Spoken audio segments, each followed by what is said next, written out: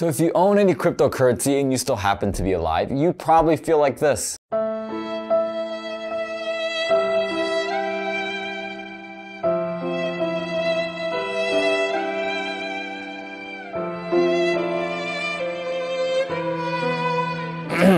Alright, well, now that we got that out of the way. Now, it's no doubt that crypto has taken a major beating in the last 30 days or so. Some falling as hard as 70% since its last 3-month peak. And some are even going as far as saying that this is the end of cryptocurrency as we know it. Granted, you probably can't take that headline too seriously considering who wrote it. But it does indeed bring up a really good question, which is, in light of what's been happening recently with digital currencies, what does the future even look like for cryptocurrencies?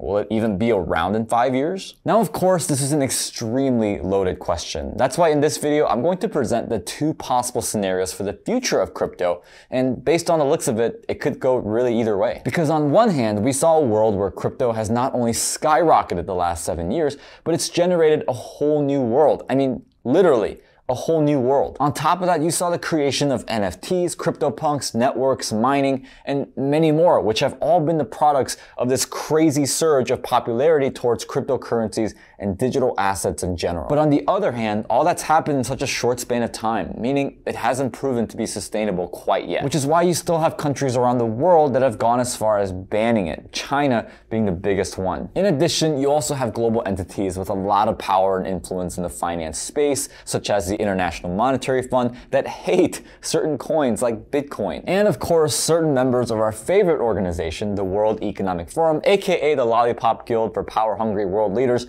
have literally called the crypto industry a digital pyramid scheme, along with saying that it's worth nothing and not reliable. So with that said, let's dive into talking about which scenario is more likely to happen. And towards the end of the video, I'm going to summarize for you countless hours of research, conversations with industry experts, and studying patterns that go back hundreds of years to tell you guys my opinion on what I believe will be the future of cryptocurrencies. All that in less than 10 minutes, and hopefully during that time, I won't fall over, which, considering there are no bikes in this studio, I think I'll be alright. Okay, so let's first start out with the argument that crypto won't be around in 5 years and that it's gonna get permanently banned. In fact, I want you to take a look at this right here. What this is a 31-page white paper written by the World Economic Forum titled Navigating Cryptocurrency Regulation, an Industry Perspective on the Insights and Tools Needed to Shape Balanced Crypto Regulation. So for them, it's not even a question of whether or not crypto needs to be regulated, but it seems for the World Economic Forum, it's more so a matter of how. And what's funny about this document is that it really doesn't say anything at all. I mean, all 31 pages are pretty much just trying to sell you on why cryptocurrencies need to be regulated. And while at the end it does claim that over-regulation will kill the innovation of cryptocurrency, it's also written that the World Economic Forum strongly believes that there needs to be a collective global approach to regulating cryptocurrencies. Meaning you're giving countries like China a clear path for instituting their crypto laws towards the rest of the world. Now at this point you might ask, Daniel, the World Economic Forum is talking about simply regulating it, not banning it. So wouldn't that be a case for why crypto will be around in 5 years? And yes, it is about regulation, but the whole essence of why crypto is what it is today is because it is decentralized and away from the global authorities that want to not just regulate it, but centralize it and financially gain from it as well. I mean, that'd be like the government telling Starbucks, hey, you're not allowed to sell coffee anymore, but people are still welcome to go to your stores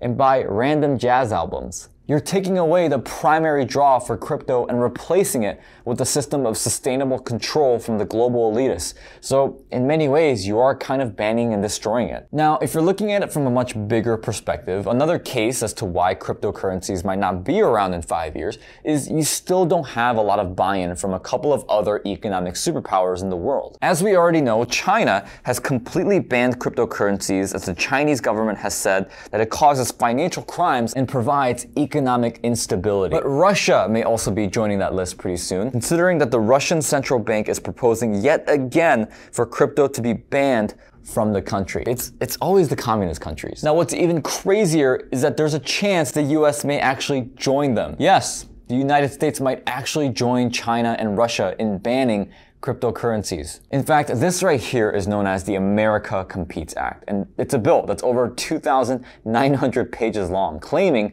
that it would put the US in a great position to compete with China economically. But while it says that, it associates crypto and decentralized finance assets with only criminal activities. In fact, on page 1484, it reads, ransomware attacks on US companies requiring payments in cryptocurrencies have increased in recent years, with the US Treasury estimating that ransomware payments in the United States have reached 590 million in just the first half of 2021. Which honestly, with how high inflation has been recently, along with the really bad financial policies made by this administration, I'm positive the government has robbed us of more than 590 million. Now, obviously, I didn't read every single page of this bill, but every summary on this tells us that it's just a way for the US government to put extreme amounts of regulation and control over the crypto and the digital asset industry as a whole. And of course, we already talked about what regulation will do to the whole industry.